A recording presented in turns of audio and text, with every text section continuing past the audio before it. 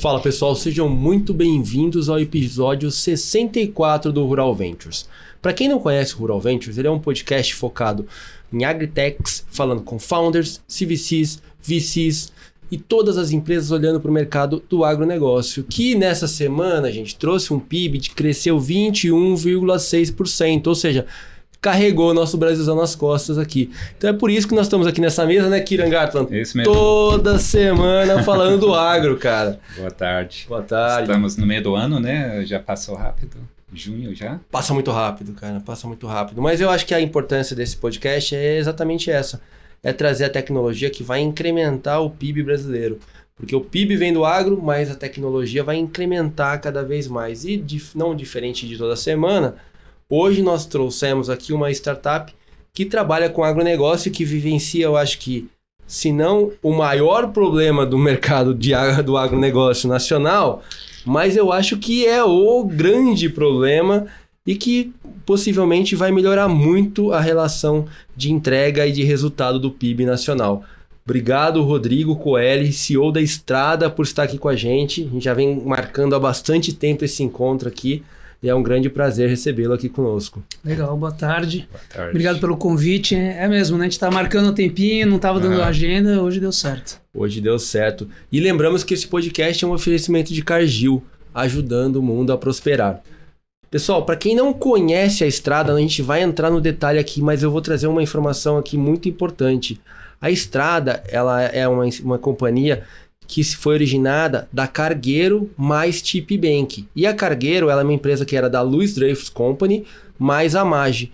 E que na junção, no M&A ali junto com o TipBank, nasceu a Estrada e entraram mais dois elefantes na sala, ou seja, a ADM e a Cargill. Então nós ficamos com uma companhia muito grande ali que vai olhar cada vez mais para o agronegócio e trazer tecnologia para o mundo do frete. Rodrigo... Não, mostra que esse mundo cooperativo pode ser colaborativo também, né? A gente acha que é só venture capital, startups que pode ser colaborativo, mas o mundo cooperativo também está mudando, né? Esse é um grande ponto, né? A gente olha para o mercado e a gente vê que a colaboração tá se expandindo, né? Isso é importante, né? Mas antes da gente entrar na Estrada, Rodrigo, eu queria entender como que o Rodrigo veio parar a ser CEO da Estrada. Qual que é a sua trajetória profissional, que eu sei que é do agro, mas eu queria que a galera conhecesse um pouco mais. E antes disso, qual que é o seu apelido da Exalc? Boa. Na Exalc, o apelido é Fruta. Fruta? É isso aí. Que isso, cara. É isso aí. Tem lógica isso ou não? Só veio do nada? Cara, apelido de exalquiano é o seguinte. Maçã, alguma coisa? Você chega lá, vai fazer a sua inscrição, alguém olha e fala alguma coisa, papai, e aí ficou, porque conhece alguém, não sei o quê, ficou Fruta, então é Fruta, então tudo certo. Show de bola, tá bom. E é muito engraçado, você pergunta pro exalquiano, você conhece o Rodrigo? O cara falou, Rodrigo, Fruta. Fruta conheço. Muito bom. Então, Rodrigão, como que foi a sua trajetória profissional até ser CEO da Estrada, cara? Conta um pouquinho pra gente, porque é super importante toda essa bagagem, esse conhecimento que vem adquirido todos esses anos no mercado, para realmente tocar uma startup que vai mexer num problema, numa ferida tão grande do mercado do agronegócio brasileiro, né? Não, legal. Bom, eu acho que essa pergunta é boa e me remete aos tempos de faculdade, né? Porque... Você estudou o quê? Agronomia? Eu fiz agronomia na Exalc. Todo exalquiano tem um apelido, né? Uhum. E aí, bom, me formei no meio de 97 e em janeiro de 2000 eu entrei no programa de trainee da Cargill. Legal. E eu fiz a minha carreira inteira dentro da área de supply chain e logística na Cargill. Eu lembro bem na época que eu estava prestando o programa de trainee, você tinha opção comercial ou logística, né? Isso em 99. E aí, você não sabia o que era logística naquela época. E tinha um diretor, que já era na parte de entrevista, tinha um diretor participando da conversa. Aí eu perguntei para ele, se fosse você hoje, você optaria comercial ou logística? Ele falou, olha, eu optaria por logística. Porque pela logística você vai ter uma visão bastante ampla do negócio que vai permitir você migrar para qualquer área que você quiser dentro da empresa. Achei legal a forma como ele trouxe isso daí. Eu não tinha tido nada de logística na faculdade. E aí entrei na área de logística. Bom, fiz minha carreira, aí fui morar em Campo Grande, depois eu fui morar em Rio Verde, em Goiás, aí fui para São Paulo, voltei para Campo Grande, fui para Mato Grosso, Primavera do Leste, até que em 2010 eu voltei para São Paulo novamente, depois de todas as rodadas, em 10 anos, pela Cargill, onde eu assumi a logística nacional da Cargill. Legal. E aí eu estava com a logística nacional, em 2016 eu passei a assumir toda a parte de América Latina, né, de uma área que a gente chama Cargill Transportes e Logística, e estava como responsável pela América Latina quando a gente teve a oportunidade de bater um papo com o pessoal da Cargueiro na época e conhecer aí o que eles estavam desenvolvendo. Nós já sabíamos da existência da Cargueiro, conhecer um pouquinho do que estava sendo feito, e ali começou um namoro. Isso foi em dezembro de 2019. Começou um namoro aonde a Cargueiro, como você falou, que era da Luiz Dreyfus e da Marge, com a proposta de se fundir com a Tip Bank, chamaram então Cargill ADM para esse business. Bom, foi um M&A bastante complexo. Você imagina colocar todas essas empresas juntas, com advogado, todo mundo querendo, né, com um compliance extremamente robusto. Mas aí foi um processo que 1 ano e meio para aprovação, para o sign desse documento, e depois a gente encaminhou, depois desse 1 ano e meio, para os órgãos de aprovação CAD e Banco Central. E logo após o sign, esse negócio começou a ficar, né, bastante interessante. Foi quando surgiu a oportunidade de eu, de fato, sair da Cargill, né, para assumir essa empresa que estava se formando, ou iria se formar. Por que iria se formar? Porque eu saí da Cargill no dia 14 de outubro de 22 e entrei, então, na Cargueiro no dia 24 de outubro do ano passado. Ainda não havia sido feita a fusão, o close, né, oficialmente com a fusão. E a fusão foi acontecer, então, no dia 1º de dezembro. Portanto, a Estrada é uma empresa que nasceu no dia 1º de dezembro de 2022. E essa minha mudança, né? O que eu trago para cá? Quando tudo aconteceu, primeiro que eu fiquei super feliz de ter tido a oportunidade, né, de estar à frente desse novo desafio que, como eu como parte, né, negociante da Cargill, dentro do processo de M&A, falei, poxa, esse business vai ser muito legal. Esse business vai ser o futuro da logística, né? Como você comentou, a logística ela é uma dor que atinge a todos. Então a gente tem que colaborar para a logística poder melhorar, porque senão ela vai continuar sendo uma meleca, né? Com todos esses problemas, o PIB querendo crescer, empurrando o Brasil na produção, mas ele sempre atropeçando nas questões de infraestrutura, de logística. Então, fiquei bastante feliz de poder participar dessa empresa, e desde o dia 1º eu estou, assim, oficialmente Estrada, né? Me desliguei totalmente da Cargill, onde eu trago um background na parte de logística e supply, né? Eu brinco que eu estou numa área de tecnologia, mas a minha história foi feita em cima da parte de logística e supply. E eu achei interessante, né? Seu estudo foi agronômico, né? Mais na parte de agronomia, mas você trabalha atuando fora do porteiro, que é onde tem maiores problemas, né? Hoje no Brasil, se você pensa na parte de crédito, de parte de marketplace, logística, e onde tem oportunidade, né? Que nos outros países, talvez Estados Unidos, Europa, tudo funciona mais ou menos, né? Já então não tem tanta oportunidade. Aqui, onde a gente vê a maior oportunidade para os startups no agro é fora do porteiro e não tanto dentro, né? E esse M&A, ele aconteceu no momento propício, porque ele uniu dois pontos muito importantes, né? Que eu acho que é a gestão e pagamento desse frotista, né? Dessa carga, né? E acho que ele vai explicar melhor pra gente. Mas um problema existente que ele trabalhou a vida inteira com isso, né? Dentro da Cargill, né? Mas a minha pergunta para você é assim, hoje, de forma bem simples, né, Rodrigo? Como que a Estrada atua no mercado de frete, de transporte regional, porto? Como que ela age entre os elos da cadeia, vamos dizer assim? Tá bom. Onde ela entra, onde ela se encaixa, qual que é a engrenagem que ela vai acoplar aqui, que vai, vamos dizer assim, acelerar a rotação desse mecanismo hoje? Boa. Bom, primeiro eu costumo dizer que quando me perguntam o que é Estrada, eu falo assim, a Estrada é uma rede de inteligência que conecta o dono da carga, que é o embarcador, com a transportadora, que por sua vez se conecta com o motorista e com todos os agentes, os stakeholders desse processo de transporte. O posto de gasolina, a loja de conveniência, a empresa que oferece, que vende autopeças, a empresa que vende seguro, todo mundo que está nesse ecossistema, né? Produtor rural, obviamente, as classificadoras e assim por diante.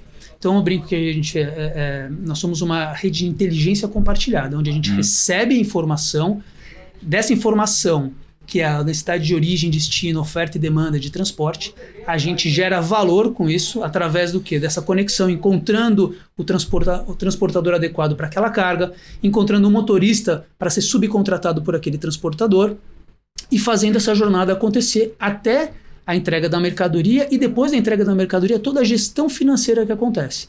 Então, é o pagamento para a transportadora, é o recebimento, né, que a transportadora recebe do embarcador, que por sua vez paga o motorista. Toda essa jornada a gente acompanha e oferece serviços financeiros nessa jornada. Então, nós temos, por exemplo, para o embarcador, soluções para que ele faça uma extensão do capital, do working capital dele.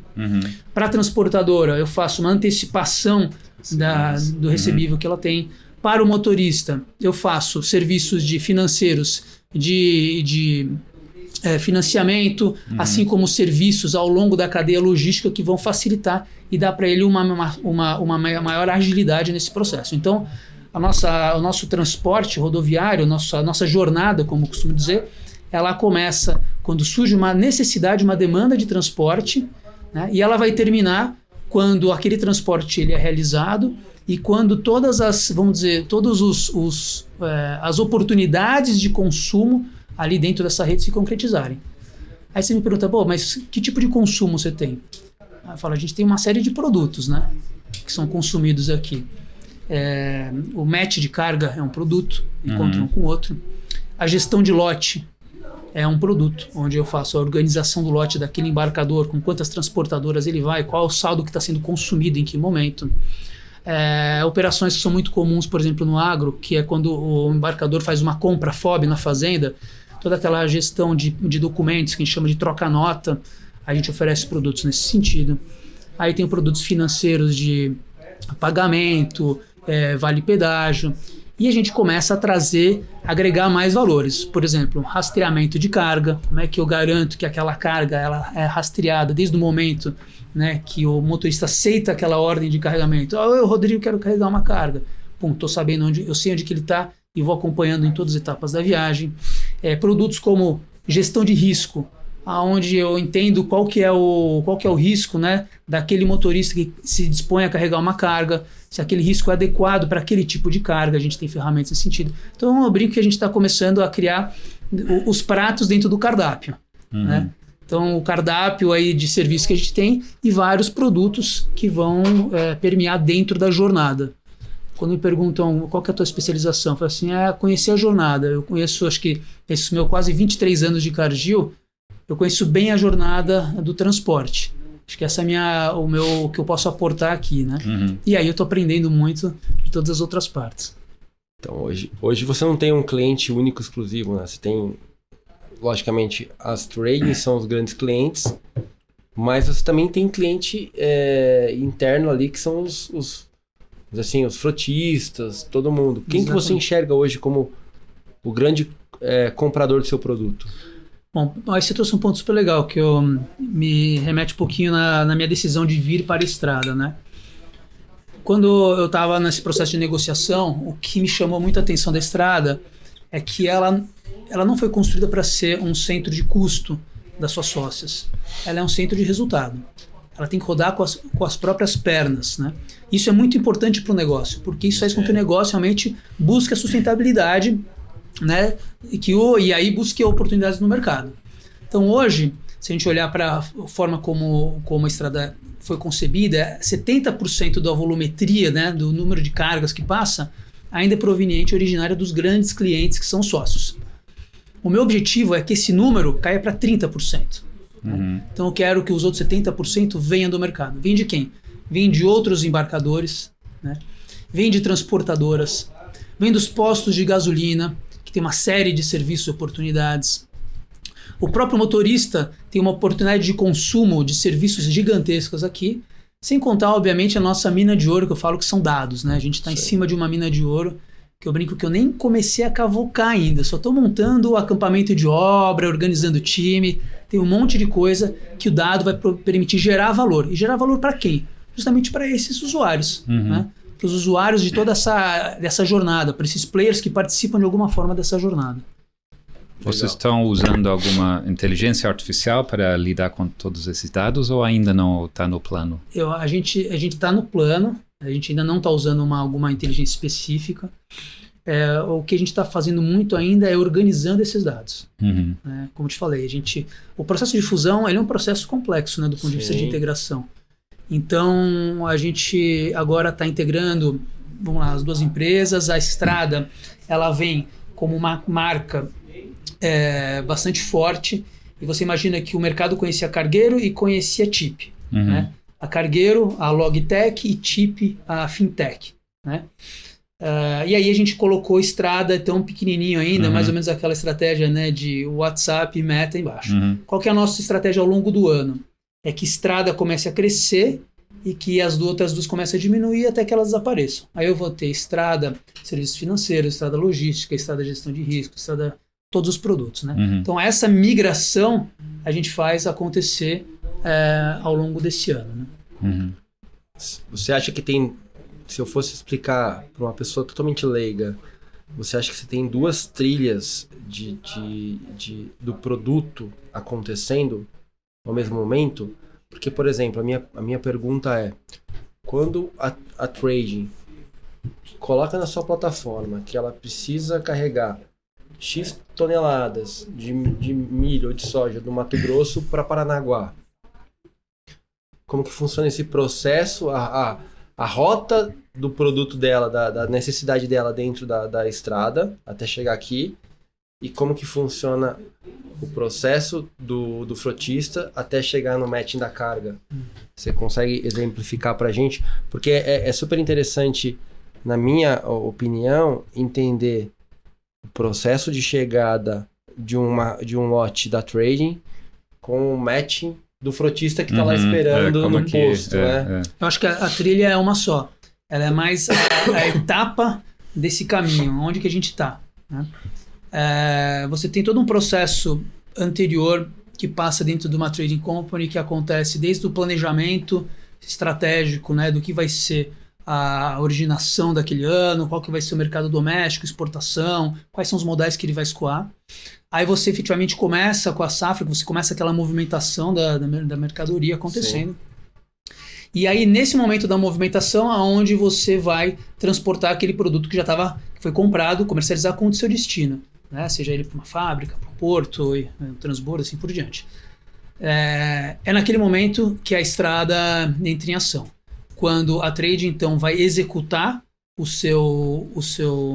aquela movimentação, ela recebe esse lote do embarcador, e a partir do momento que ela recebe o lote do embarcador, ela vai ter várias funcionalidades. Uma delas como é que o embarcador vai distribuir, quais são as transportadoras. Então, a gente está trabalhando, né, em parcerias com ferramentas de cotação, que possam fazer bid eventualmente disso daí, seleciona a transportadora. Uma vez que selecionou a transportadora vai decidir se ela vai colocar a frota própria ou se ela vai subcontratar. Legal. Se ela coloca a frota dela, ela entra num ambiente. Se ela subcontrata, é um próximo ambiente onde ela consegue lançar aquilo num aplicativo que nós temos, e aí aquele aplicativo é visualizado pelo motorista autônomo, né? Ou até por um outro frotista menor, que também tem interesse em carregar. E aí aquele motorista vê a nossa carga. Uma vez que ele viu a carga, ele clica lá, tem interesse. Quando ele clicou que tem interesse, eu começo a rastrear aquele motorista. Então eu sei que ele tem interesse na carga, passa por todo um processo, né, de análise de gestão de risco e tudo mais, mas a partir do momento que ele clicou, eu já consigo ver ele se deslocando para o local de carregamento. Legal. Aí eu consigo saber quanto tempo ele vai demorar para chegar lá. Quando ele chega no local, quanto tempo está demorando no local de carregamento. Porque isso é até uma métrica para saber se é um local bom ou ruim, se tem que pagar mais no frete ou menos no frete. Uma trade tem que tomar uma decisão assim. Acompanha a viagem, acompanha a descarga do veículo e aí termina com todas as questões de pagamento e soluções. Então, percebe que não são trilhas distintas, é a mesma trilha que se encontram, né? Que se encontram, só estou atuando numa parte.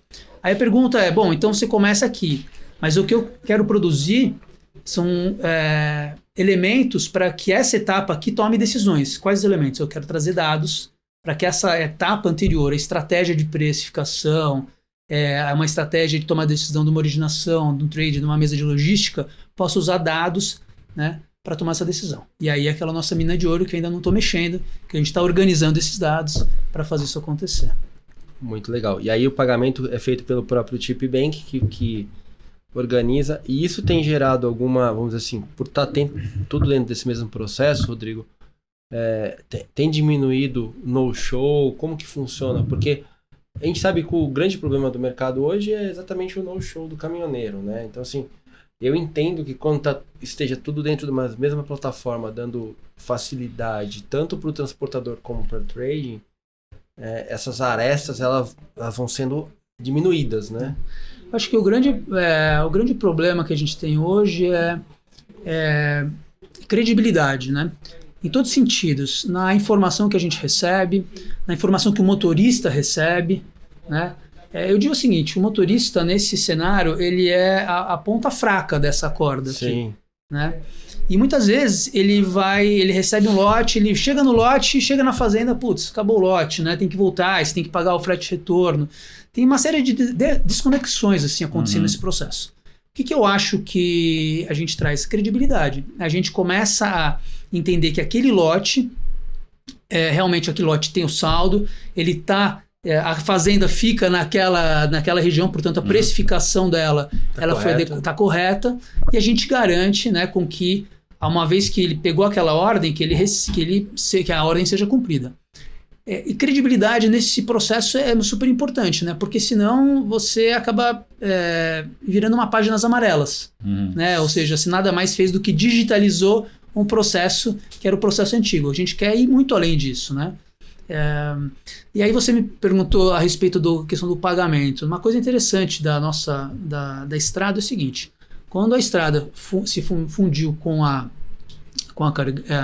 TIP se fundiu com a Cargueiro, criando a estrada, é importante lembrar que a TIP ela é uma empresa que é uma instituição de pagamento, uma IP regulada pelo Banco Central. Sim. Então segue todo o procedimento de Banco Central, tem uma série de normas que fazem com que dê a robustez e garantia ao processo. Então essa credibilidade acontece inclusive, né, na questão do pagamento, que é uma etapa super importante desse processo. Sem dúvida. Eu acho que assim a gente consegue fechar toda a cadeia e garantir, né, que a gente tem aí as principais etapas da jornada sendo cumpridas. Legal. E você comentou que você tem 70% do volume hoje originado pelos grandes sócios da empresa, né, que são Luiz Dreyfus, Cargill, Maggi e ADM. Quantos carregamentos vocês estão realizando por dia hoje? Qual que é o addressable market que você está olhando hoje dentro desse segmento? Tá. Isso é uma pergunta legal, porque eu falo que essas grandes clientes são muito importantes para tirar a gente da inércia, né? Sim. Fazer a roda girar.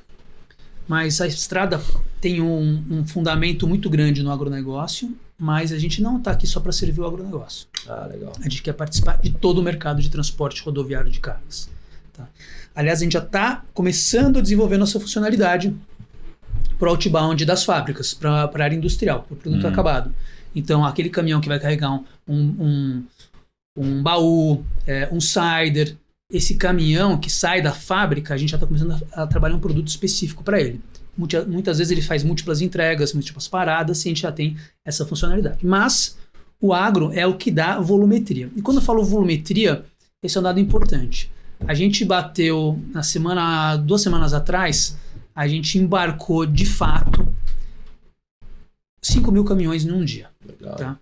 Então, assim, foi um pico. A gente, naquele dia, a gente está mantendo uma média. Eu gosto de usar a média móvel, né? A média móvel, porque na semana a gente tem a sazonalidade do sábado e domingo. Então, a média móvel ela ajuda muito a saber como é que a gente está se comportando. A gente está numa média móvel aí de 3.500 caminhões por dia. Né? Muito bom. Mas a gente, assim, tem alguns dias recorrentes passando das 4.000 toneladas, batendo alguns picos de 5.000, que foi esse recorde que a gente teve. O que isso me dá? Mais do que nada, eu sempre falo, isso me dá chance de errar. Eu tenho 5.000 oportunidades por dia de errar. Cara, e no nosso negócio isso é muito importante, porque a gente vai errar, mas erra rápido, aprende rápido e arruma rápido, né? E é o que a gente tem feito. Então, esse desafio, essa volumetria inicial, ela me dá a possibilidade de melhorar muito a ferramenta. Sim. A ferramenta, quem conheceu a Cargueiro, né, há um ano atrás e quem está operando com a Cargueiro hoje, é outra ferramenta, né? A gente tem uma melhoria gigantesca, tem muito investimento em tecnologia e muito aprendizado nesse caminho. Então eu brinco que essa é a nossa grande vantagem. Você me pergunta onde que a gente quer chegar? Eu acho que hoje a gente deveria estar fazendo alguma coisa em torno de 6 mil embarques todo dia. E lembrando que assim, 5 mil carregamentos significa que eu tive mais ou menos o dobro de solicitações. Então todo dia 10 mil caminhoneiros vão lá no aplicativo e pedem carga. Falam assim, tem interesse em carregar. Gente, 10 mil é muita coisa todo dia. Né? Então, todo dia isso acontecendo traz pra gente essa oportunidade. Qual seria o tamanho desse mercado hoje ou qual é o seu market share dentro do agro só, né? Mas tem muito espaço. Tem muito espaço. Esse volume todo que eu estou te falando, quando a gente olha para a produção de grãos, vamos pegar o número da Conab, que é o número que está todo mundo... Safra brasileira Conab, 310 milhões de toneladas, né? Desse ano, esse número que a gente vai fazer. A gente não vai bater nem 14% desse número. Né? Tem muito espaço ainda na safra brasileira, tem muita oportunidade no Brasil para transformar. Obviamente que a gente tem interesse vamos dizer, em buscar essa oportunidade. Por quê? Justamente por conhecer como é que funciona esse processo e gerar valor, gerar oportunidade para cada stakeholder. Não necessariamente você vai comprar todos os produtos. Você pode olhar o meu cardápio e falar, putz, eu quero esse não me interessa porque eu já tenho esse também não. Tá bom, eu tô aqui para bem servi-lo. Entendeu? Que acho que é um pouquinho dessa... E tem espaço ainda para bastante crescimento. E conectar, né? Conectar com os produtos dos outros, né? Que eu acho que é uma chave importante, né? Não ser... Assim, esse jogo é meu, eu vou jogar sozinho, né? Aí você trouxe uma fala, Rodrigues, que eu tenho aprendido muito isso. Tem coisa que não adianta eu querer reinventar a roda, né? Eu vou desenvolver algumas soluções que são proprietárias, que são super importantes. Sim. Mas tem muita coisa que eu vou achar quem já faça. Então, ao longo dessa minha jornada, eu tenho um negócio aqui, uma oportunidade. Putz, essa oportunidade aqui, caramba, tem um cara que já faz isso aqui, tem uma solução, para que eu vou reinventar? Eu vou simplesmente me conectar. O que eu preciso ter é uma plataforma apta para que eu consiga ter um API adequado, fazer um plug and play com essa ferramenta, né? Mas essas parcerias são estratégicas para a gente. Né? E hoje você me perguntar, e a estrada, como é que se posiciona? Eu me posiciono de uma forma bastante agnóstica nesse mercado, onde eu quero ter parceria, eu quero dar oportunidade e essa troca. Então eu vejo, tem muita complementariedade, tem muita oportunidade para que a estrada se conecte com empresas que tenham interesse em participar dessa jornada de alguma forma e que já desenvolvam uma solução. Agregando valor, né, vai trazer sempre melhoria para o cliente final, né? Acho Exatamente. Que esse é o ponto, né? Acho que esse é o ponto. E falando um pouquinho de perspectiva na logística de grãos, porque assim, vocês, como você disse, tem uma base de dados gigantesca, né, na mão ali de informação do que está acontecendo, de oscilação de preço, até de, vamos dizer assim, do que o frotista quer fazer, o que o frotista não quer fazer, né? Eu vou trazer um pouquinho mais para a perspectiva de cenário. Como que você está enxergando esse montante de grão armazenado, mais essa safra recorde de milho que está chegando, que pode trazer um caos logístico para o Brasil, que a gente já enxergou isso no passado e já viu o que deu. Você acha que tem alguma chance de acontecer isso no médio e curto prazo? A safra é grande. Vamos lá. Eu acho que eu costumo dizer que a infraestrutura se constrói em degraus, né? Enquanto o crescimento da produção ela é uma rampa. O que significa isso? Significa que muitas vezes você constrói uma infraestrutura que você ainda não tem a demanda para ela, mas você vai chegando até o momento que você bate nessa demanda e aí você continua crescendo a tua demanda, só que você não tem infraestrutura. Isso daqui eu vi alguns ciclos acontecerem aqui, né, eu lembro bem quando começou a desenvolver o Arco Norte, que não tinha ninguém, de repente, pum, um monte de terminais no Arco Norte. E aí você começa a gerar essa sobrecapacidade até que ela vai sendo tomada. Sem dúvida, a safra de milho vai ser uma safra desafiadora, até pelos volumes que a gente tem, né, ainda da safra exportação, da safra de soja. O que, assim, eu não vou entrar muito no detalhe da capacidade de infraestrutura disponível para acomodar isso, mas um pouco na forma como isso daqui vai ser negociado. Eu acho que hoje existe muito mais tecnologia para gerenciar as questões logísticas. Você tem muito mais informação, você tem muito mais formas de conseguir movimentar aquele produto no momento adequado para evitar justamente esses problemas, né? Esses gargalos.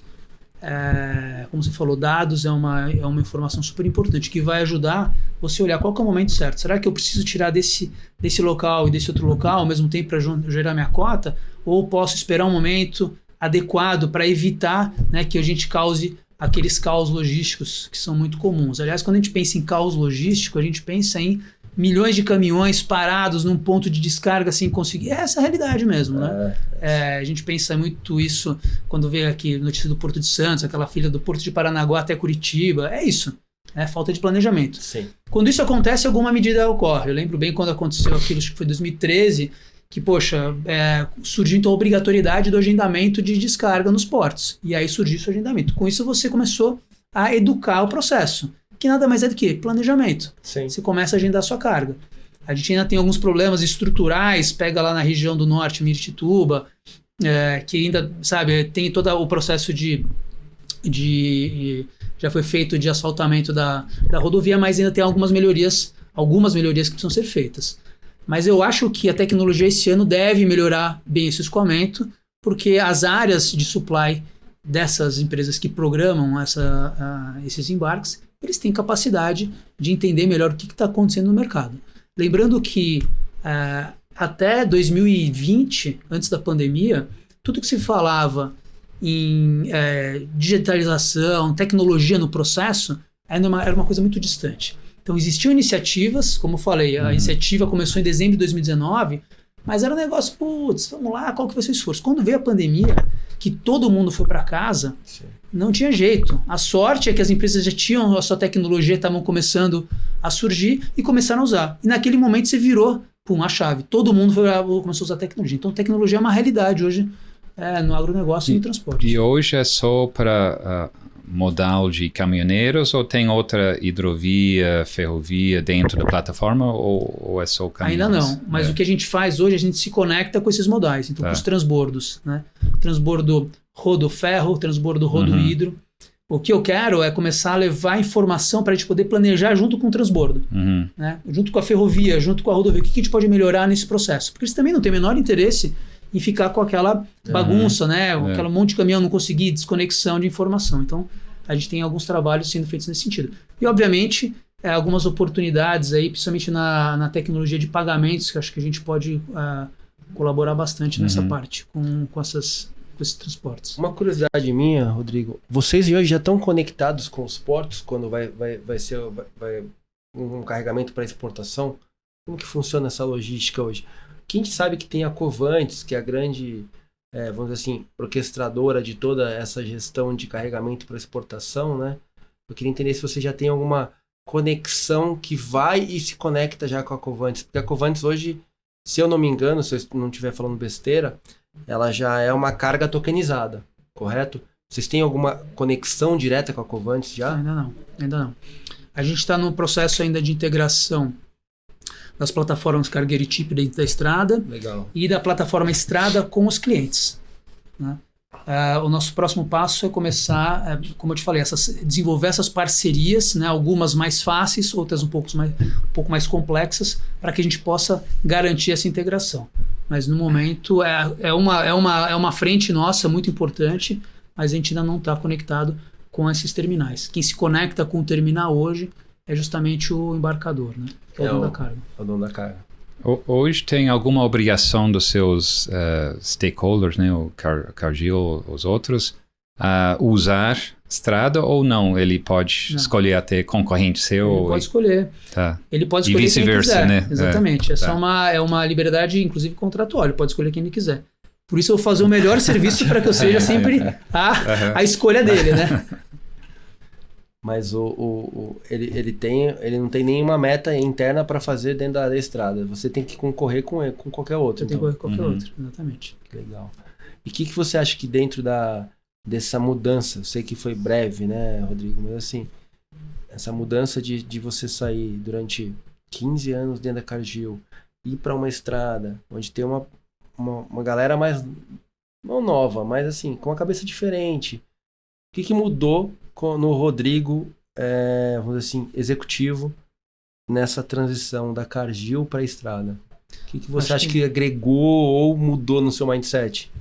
Eu acho que, primeiro, a mudança de uma grande empresa, né, para uma startup, ele traz junto uma mudança no primeiro momento que é muito clara, que é a agilidade da startup. Então, a velocidade como as coisas acontecem aqui, elas são muito maiores do que acontecia, né, numa grande empresa. Pela complexidade que uma grande empresa tem, pelos seus processos extremamente robustos, mas a startup você tem que fazer aquilo acontecer todo dia. Então, acho que o que mudou muito no Rodrigo foi a necessidade, né? E obviamente isso vem junto muito, acho que é uma parte muito presente em mim de estar em contato com essas novidades e entendendo o que é novo, o que é por onde a gente deve ir, e conversando, desenvolvendo ideias, buscando, prospectando, né, desafiando muito mais do que a gente fazia. Eu acho que esse é um ponto super importante. A gente hoje está aqui no nosso escritório, está no Cubo, né? Legal.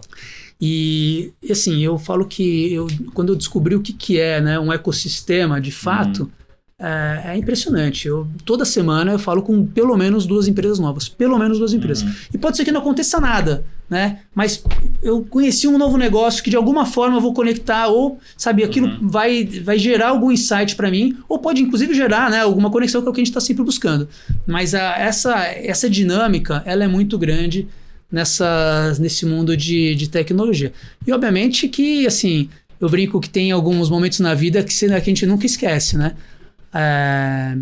Quando você entra na faculdade, o primeiro emprego, e agora, para mim, esse está sendo aquele marco, né? Que assim, sair da Cargill com 23 anos e entrar num novo negócio que é muito promissor, que eu acredito demais. Assim, num momento demais, assim, acho que eu tô adorando isso. Tem alguns planos para atuar fora do Brasil? Quanto tempo esse pode demorar para chegar em outros países na América Latina? Eu acho que a gente vai começar a buscar oportunidades fora em final de 25, começo de 26. Tá. Né? Talvez até um pouco antes, talvez no meio de 25 a gente comece. Eu acho que o 23, 24... são 2 anos importantes para a gente consolidar a nossa operação no Brasil. E aí 25 é o ano que a gente vai estar, eu acho que bastante robusto para buscar essas oportunidades fora. Eu tenho sim no plano. A minha questão antecipamos assim, eu deixo numa meta de 26, mas podendo puxar um pouquinho antes, a depender de como é que a gente vai desenvolver aqui dentro. Eu acho que ele comentou aqui, até uma pergunta também. Hoje vocês estão focados somente no agro, mas olhando com esse olhar agnóstico. Sim, quando eles entrarem na seara de outras cargas, cara, você vai ter que focar no Brasil, porque tem tanta coisa para resolver ali dentro. E essa é uma prerrogativa da estrada. Realmente, vou para outros produtos, porque eu quero resolver outros problemas também? Ou vocês estão validando e testando ainda para ver se vai entrar vai ser agnóstico mesmo? A gente sempre pensou que o transporte rodoviário de cargas, apesar das suas particularidades, dependendo do produto que você carrega, ele é o mesmo. Sim. Né? O que significa? A jornada é relativamente simples. Você tem que ter a carga, você tem que selecionar quem são os transportadores, tem que validar quem são os motoristas que vão transportar, né? Você tem que botar no ponto de carregamento, carrega, descarrega e paga. Essa é a jornada. O que vai diferenciar de uma e outra? É o nível de serviço, né? E obviamente o tipo de veículo que você está usando. Mas basicamente é o nível de serviço que vai diferenciar os diferentes atores da indústria de transporte. Então, se a gente tiver ferramentas para abastecer os diversos níveis de serviço requeridos pelo cliente, acho que a gente tem plenas condições de atender todos os setores do transporte rodoviário. Eu vejo um pouco nessa forma, né? Uma commodity, né? Na verdade, é uma commodity que você vai organizando ali e vai tendo diferentes eixos, né?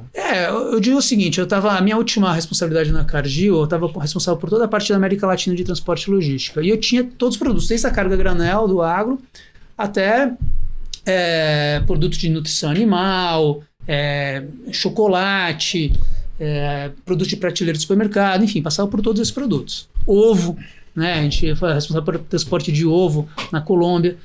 E assim, o processo é o mesmo. O que muda é o nível de serviço que você vai dar. Né? O planejamento que você tem que ter, a programação que você tem que ter para aquela carga. Né? Para alguns mercados, principalmente industrial, eu quero saber qual é o horário que aquele caminhão vai chegar na doca para descarregar. Se ele perder o horário de doca, ele vai descarregar só na próxima janela e sei lá quando vai acontecer. Já no agro, eu tenho uma cadência para descarregar 3.000, 4.000 caminhões por dia. Se eu descarregar 3.200 ou 2.900, se eu estiver na média, vamos embora, o negócio está andando. Então, assim, é o nível de serviço. E aí a gente tem condição de atender a todos esses. À medida que a gente for conseguindo ir avançando, progredindo nessa jornada, a gente vai entrando nesses mercados. Muito bom, muito legal. Quantos funcionários a estrada tem hoje? A gente está com 280. Cara, isso não é startup, cara. É startup? Já 280? Tem bastante gente. E captação vocês não precisam fazer fora, né? Eu acho assim, esse é um tema interessante, né? Todo mundo fala da captação. Eu digo o seguinte, eu tô sempre conversando e ouvindo oportunidades, tá? Porque a estrada roda com as próprias pernas. Sim. Né? Obviamente ela teve um aporte ano passado, com a entrada desse sócio, onde houve o close do negócio, mas o meu olhar é para frente, o meu olhar é bastante ambicioso, né? Quando a gente olha o que a gente pode acontecer, Então eu quero conversar, eu quero saber quais são as oportunidades, até para que a gente tenha realmente um ferramental bastante robusto para tomar uma decisão, né, de para que lado ir e como crescer. E a velocidade, né? Porque o aporte está muito só da velocidade que eu quero crescer. Escutar nunca é demais, né? Vamos falar a verdade, né? Escutar nunca é demais. Concorrente direto tem ou que oferece mais ou menos a mesma coisa? Temos concorrentes. Não vou citar nome, né? Para não ficar na cabeça de ninguém, né? A propaganda, né? Fazer propaganda. Tem concorrente, mas eu não vou falar quem é. isso. Eu acho que... Mas o que eu vejo, o que a gente tem hoje, que é o nosso grande diferencial... Primeiro ponto, eu não sou um transportador. Acho que esse é um ponto interessante, que quando eu vejo parte dos meus concorrentes, eles são transportadores. Tá. Né? Eles concorrem... Oferecem um serviço junto, né? Com um cliente. Né? É o meu cliente. Então, primeiro ponto, que eu não sou transportador. Eu faço isso justamente porque eu entendo que eu posso dar um melhor serviço para o transportador, um melhor serviço para o motorista, para o embarcador e assim. Né? Outro ponto é que eu acho que, mesmo esses concorrentes que existem, existe uma diferença, um gap dentro da jornada que é atendida por eles. E eu vejo que a estrada está se fazendo de uma forma muito estruturada, né? E complementar. A gente está tendo cuidado de garantir que essa jornada, quando eu entro aqui e saio nessa ponta, ela acontece sem problema. E aí eu começo a adicionar novas funcionalidades. Eu brinco assim, que nesse setor não dá para 2 passos de cada vez. Eu tenho que dar 1 passo por vez. Isso é um aprendizado gigantesco. Tudo vale no campo das ideias, né? Muito engraçado. Quando você fala de tecnologia, você começa a falar, o pessoal, putz, dá para fazer isso, dá para fazer aquilo. Ótimo, é lindo, mas eu tenho que ir 1 passo por vez. Porque se eu não faço aquilo, esquece, no segundo passo eu vou tropeçar. Aí eu volto 3 casas para trás. Né? Então a gente tem que ter com muita consistência. Acho que consistência é o nome do jogo, né, quando a gente constrói soluções. O custo do frete, ele tende a baixar, né, com essa eficiência que você está trazendo, vai deixar o Brasil mais competitivo com os Estados Unidos, que hoje é mais barato que a hidrovia, né? Como que você enxerga isso? A tecnologia está ajudando a baixar ou nem tanto?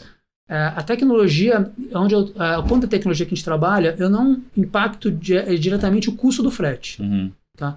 O custo do frete ele é impactado pelos insumos, pela condição das estradas, e essas composições, né, que a gente tem dentro do cenário macroeconômico. O que eu vou trazer é uma maior visibilidade e oportunidade para todos na cadeia.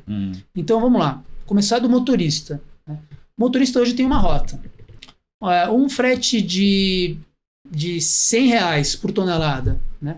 Não necessariamente é melhor do que um frete de 90 e, sei lá, R$5 por tonelada. Né? Tá. Por quê? Porque eu não sei quanto tempo esse frete que paga R$100 tonelada demora para carregar e para descarregar. Às vezes o motorista pega aquele frete, achando que é uma boa, e vai ficar um tempão na descarga. Né? Enquanto ele poderia ter pegado de 95, eu já estava dando a segunda viagem. Então, eu quero trazer elementos para que o tomador de decisão, seja ele o motorista, o transportador, o embarcador, possam tomar a melhor decisão. Né? Então, assim, a minha preocupação aqui não é com o custo do frete. Né? A minha preocupação é com a eficiência do transporte, com a eficiência da informação. Como é que a gente produz informação eficiente para que o tomador de decisão tome a melhor decisão para ele. Acho que a qualidade, né? A qualidade do prestador, que acho que a gente... E a confiança, né? Que vai dar certo. Porque o risco de não dar certo é muito maior, vai perder muito mais. Eu acho que o grande problema é esse. Acho que o problema é o que ele falou lá no começo, que é assim, a falta de gestão que tinha, falta de gestão, a confiabilidade em quem você está contratando para fazer aquele frete. Sim. E eu acho que o segundo passo, a derivada dessa organização é a redução lá na frente. Mas nesse momento, o que ele está tendo que fazer é, eu vou reorganizar a cadeia de uma forma mais eficiente para que lá na frente otimize o preço do frete e também, naturalmente, vamos dizer assim, consolide em alguns players-chave. Porque eu acho que isso vai acabar consolidando. Se você começa a dar mais insumo de informação, ou seja, mais clarificação de quem é ou a empresa ou o frotista que tem o melhor rating, naturalmente... Custo-benefício, né? Aí vai... Naturalmente você vai acabar escolhendo e vai refinar, não vai? Então, mas olha que interessante, né? Caso real. Eu dei uma rodada no Paraná 3 semanas atrás, conversar com alguns transportadores e tal, e teve um caso muito interessante que eu percebi. Um local onde você tinha um embarcador com excesso de caminhões para aquele ponto de embarque e um outro embarcador faltando caminhão. Mesma origem, mesmo destino. A primeira reação de quem olhar de fora é o seguinte: você está pagando muito caro e está sobrando caminhão e você está pagando muito barato, meu chapa, você tem que aumentar teu preço. Simples assim. Né? Agora, eles não têm os elementos para tomar essa decisão, senão a tentativa e erro. Né? Então ele fica com tentativa e erro. O cara que está pagando muito alto começa a ver o caminhão sobrando, como ele fala, né? O caminhão andando em árvores, falam. Tá caminhão para todo canto. É ruim pro próprio motorista, que muitas vezes se compromete a pegar uma ordem, ele fica esperando carregar, e aí depois o dono da cara fala assim, quer saber, não precisa mais, você já encheu aqui. E o outro cara que precisa carregar, tá pagando mais baixo, ele sobe um pouco o frete, ele devia ter subido mais o frete para conseguir, porque ele não é o preço do mercado, não tá dando informação. Então, existe uma assimetria, né, de informação de mercado, uma desconexão. Lembrando que a precificação de frete, né, rodoviário ainda é muito comum quando se roda pelos postos de gasolina no Brasil. Você chega lá, tem aquela sala das transportadoras, tem o valor do frete na lousa que a gente fala, né? E ele vai lá, o motorista pergunta para um, pergunta para outro, pega a melhor opção, que ele acha que é para ele.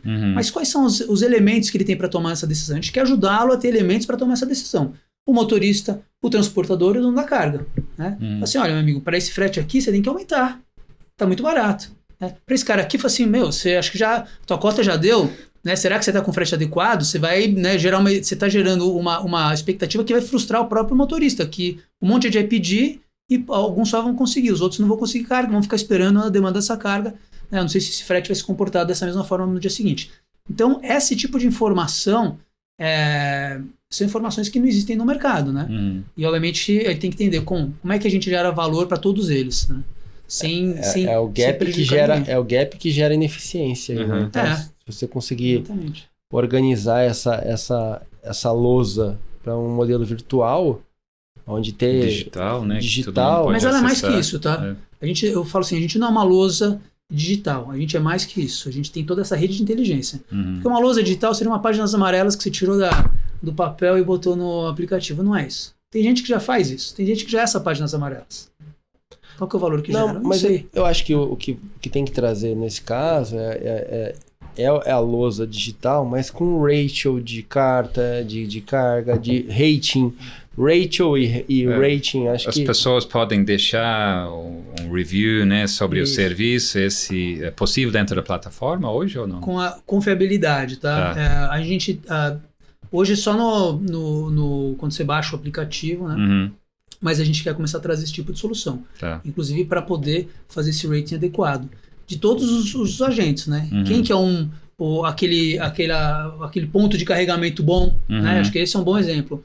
Um bom ponto de carregamento, ele tem que ter um diferencial em relação a um ponto de carregamento ruim. Tá. Né? Em relação, quando eu falo bom ou ruim, é o tempo, tá? Tem outros requisitos que a gente pode tratar, mas vamos lá. Eu aprendi uma coisa que, assim, o motorista de caminhão, ele não quer ficar parado. Ele quer estar rodando. Então me dá um bom ponto de carregamento. É que ele carrega mais rápido, libera a nota e me bota na estrada. É isso que ele quer fazer. Então como é que a gente identifica quem que é o bom e quem que é o ruim, né? O ruim é aquele cara que chega e não carrega nunca, tem uma série de problemas e tudo mais. Esse tipo de informação a gente começa a trazer. Isso tem que ser precificado, porque no fundo é isso que faz a diferença, né? Eu lembrei do meu sócio. Meu sócio tem um silo e ele falou que depois que ele instalou aquela prancha de descarregamento tombador, os caminhoneiros só querem ir lá, porque é 1/3 do tempo que ele gastava para fazer no outro. Então ele fala assim, agora os caras escolhem descarregar no meu silo, porque eles conseguem fazer 3, 4 viagens no mesmo dia, enquanto no outro ele fazia 1h30, 2 no máximo. Então acho que é um ponto importante, né? Fazer até a marcação dos silos que tem essa prancha de carregamento aí, de tombamento, né? Isso aí. Acho que é super importante. São pontos fundamentais. Eliminar trazer inteligência para o processo, né? Eliminar a falta de informação, as desconexões e começar a trabalhar de uma forma mais inteligente. E isso daí tem muito, quando a gente pensa em Brasil, em oportunidade do agronegócio, é disso, né? Eu costumo dizer que o agro, ele tem o produtor brasileiro tem uma característica que está sempre à frente, né? Está sempre testando as coisas antes. Eu lembro bem na época de faculdade que o produtor ele saía testando antes. A gente na faculdade ia botar na teoria o que ele já estava fazendo na prática, né? Porque o produtor está lá, a safra vai continuar crescendo em áreas não desmatadas, né? O Brasil tem uma pegada muito forte nesse sentido. E a gente, eu acho que a tecnologia ela vem para complementar essa parte da porteira para fora. Ajudar o PIB, pô, 21,6 aí, ajudar o PIB. É. Rodrigão, tá acabando, cara, passa rápido. Antes disso, eu queria pegar contigo aí pra gente compartilhar com os nossos ouvintes qual conteúdo você consome hoje. Não posso falar livro, mas assim, livro, conteúdo, podcast, material que você consome para se atualizar aí no mercado, que a gente sabe que tem que ter, tem que estar sempre plugado, né? Não sei se você tem algum livro, alguma coisa alguma informação para compartilhar para que nossos ouvintes também possam aprender um pouco mais aí. Tenho assim, eu sou ainda daqueles que todo dia de manhã eu gosto de tomar café em casa lendo jornal em papel. Eu ainda faço isso, eu assino. O porteiro de casa, você, quem que compra jornal, né? Eu vou lá todo dia, pego o meu jornalzinho. Eu adoro aquele cheirinho do jornal, mas enfim. Eu acho que a questão de fonte é muito importante, né? Então, hoje a gente tem que tomar cuidado com onde a gente consome, porque a credibilidade está na fonte, né? Então, eu ainda acredito muito em algumas fontes que são bastante confiáveis. Eu recebo muita informação de forma digital, mas eu gosto também de leitura. E falando em 2 livros que eu acho que me inspiraram bastante nessa minha última jornada, uma é que está me ajudando muito na parte de tecnologia, que é aquele Behind the Cloud, né? Que é do CEO da Salesforce, que acho que trouxe alguns insights bem bacanas sobre isso. E um outro que eu li que achei muito legal nessa jornada, né, quando a gente começa a criar o propósito da empresa e um pouco do valor que eu falo, né, que a estrada ela tem a capacidade de ser uma empresa do bem, ajudando esses stakeholders da cadeia. Tem um livro que me inspirou um pouco nesse papo, que é aquele Empresas que Curam. Você já viu esse daí? Não vi esse, não. Vou dar uma procurada aqui. Fala muito dessa jornada onde a empresa ela tem um papel muito importante na sociedade, né? De gerar valor e de realmente trabalhar a sociedade. Ou seja, o que a gente pode, quando tem o crescimento da empresa, qual é a contribuição que a gente traz para a sociedade? Eu acredito muito nisso. Como é que a gente traz essa contribuição para a sociedade, para o ecossistema e, obviamente, né, para os sócios. Então... Muito bom, Rodrigão. Como que o pessoal pode entrar em contato contigo, já que você agora já está com uma cabeça aberta, conectando com todo mundo aqui? Qual que é o melhor caminho aqui? É o LinkedIn. A gente vai marcar você no LinkedIn com certeza, mas assim, se você quiser deixar algum contato, algum e-mail ou LinkedIn para a galera falar contigo, acho que agora é a hora. Pode ser pelo LinkedIn, Rodrigo Arnus Coeli. Muito bom. Acho que é uma forma boa. Se quiser também entrar direto em contato ali pelo site da Estrada, acho que tem meus contatos lá. Legal. É estrada.log.br. Legal. Ou te acha lá no Cubo, né? Ou tô no Cubo também. Vocês têm Todos sala os lá? dias Tá. temos uma sala lá. Eu vou todo dia, o pessoal é num formato meio híbrido. Eu gosto de ir pro Cubo, para mim é um ambiente que me inspira. Acho que dá uma energia muito boa. É old school, né? Eu gosto de ir pro escritório também, não tem jeito. Não tem A jeito. gente gosta das conexões, né? sempre ver tá lá, gente, tem né? que estar lá, tem que estar conectando. Rodrigão, muito obrigado, parabéns aí pelo seu jump aí para a área de empreendedorismo aí da Estrada, cara. Muito sucesso, acho que tá num caminho super legal, acho que tem um problema gigantesco, como a gente fala, né? Sim. Quando tem um problema gigantesco... Problema e oportunidade, né? Exatamente, Fala, problema é sem oportunidade. problema não tem oportunidade. Parabéns aí, e a gente vai conectar vocês aí com o mercado, vamos fazer um barulho aí nas mídias. Pessoal, muito obrigado por participar do nosso episódio do Rural Ventures. Peço para que nos sigam no rural.ventures no Instagram. E toda quinta-feira, às 7h45 da manhã, tem novidade aqui na BMC News, aparecendo uma startup, um CVC, um VC falando do agronegócio, que é essa potência do agronegócio brasileiro que está trazendo aqui o PIB nosso para cima. 1.9, já tem um monte de banco revisando. E é isso aí, pessoal. Na próxima semana estamos aqui com mais novidades para vocês. Um abraço.